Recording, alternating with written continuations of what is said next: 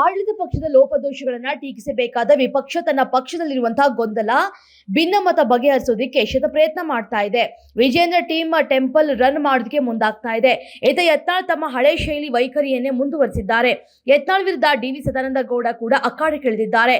High command ನಿಲುವೇನು ಅಂತ ತಿಳಿಯದೆ ಕಾರ್ಯಕರ್ತರು ಸಹ ಗೊಂದಲದಲ್ಲಿ ಇದ್ದಾರೆ.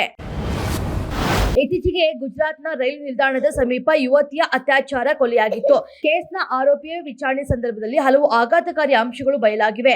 ಈತ ಯುವತಿಯ ಕೊಲೆ ಮಾಡಿದ ಬಳಿಕ ಮತ್ತೆ ಸ್ಥಳಕ್ಕೆ ಮರಳಿ ಶವದೊಂದಿಗೆ ಲೈಂಗಿಕ ಕ್ರಿಯೆ ನಡೆಸಿದ್ದಾನೆ ಅಂತ ತಿಳಿದು ಬಂದಿದೆ.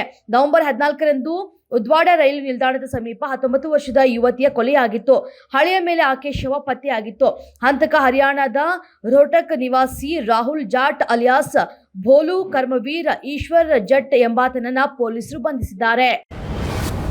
ಕರ್ನಾಟಕ ರಾಜಕೀಯದಲ್ಲಿ ಆಪರೇಷನ್ ಕಮಲ, ಆಪರೇಷನ್ ಹಸ್ತ ಮತ್ತೆ ಸದ್ದು ಮಾಡಲಾರಂಭಿಸಿದೆ. ಚನ್ನಪಟ್ಟಣ ವಿಧಾನಸಭಾ ಕ್ಷೇತ್ರದ ನೂತನ ಶಾಸಕ ಸಿಪಿ ಯೋಗೇಶ್ವರ ಆಡಿರುವ ಮಾತು ಹೊಸ ಚರ್ಚೆಗೆ ನಾಂದಿ ಹಾಡಿದೆ. ಈ ನಡುವೆ Karnataka BJP IT cell tweet ಒಂದನ್ನ ಮಾಡಿ ಯಾವಾಗೆಲ್ಲ ತನ್ನ ಮೇಲೆ ಆರೋಪ ಮಾಡುತ್ತದೋ ಆಗ ಬೇರೆ ಪಕ್ಷದ ಮೇಲೆ ಆಪರೇಷನ್ ಆರೋಪ ಹೊರಿಸುವ ಚಾಳಿಯನ್ನ ಕಾಂಗ್ರೆಸ್ ಮುಂದುವರಿಸಿದೆ ಅಂತ ಬಿಜೆಪಿ ಟ್ವೀಟ್ ಮಾಡಿದೆ. ಬಿಗ್ ಬಾಸ್ ಮನೆಯಲ್ಲಿ ಬಂಧನಕ್ಕೊಳಗಾಗಿರುವಂತಹ ಮಂಜು ಹಾಗೂ ಮೋಕ್ಷಿತಾ ಪೈ ಅವರನ್ನ ಬಿಡಿಸುವ ಜವಾಬ್ದಾರಿಯನ್ನ ಅವರವರ ಬಣಗಳಿಗೆ ಕೊಟ್ಟಿದ್ದಾರೆ. ಹೀಗಿರುವಾಗಲೇ ಬಣಗಳ ಮಧ್ಯೆ ಕಿತ್ತಾಟ ನಡೆದಿದೆ. ಟಾಸ್ಕ್ ವೇಳೆ ಉಸ್ತುವಾರಿ ಚೈತ್ರಾ ಕುಂದಾಪುರ ವಿರುದ್ಧ ತ್ರಿವಿಕ್ರಮ್ ಹಾಗೂ ಭವ್ಯಗೌಡ ರೊಚ್ಚಿಗೆದ್ದಿದ್ದಾರೆ.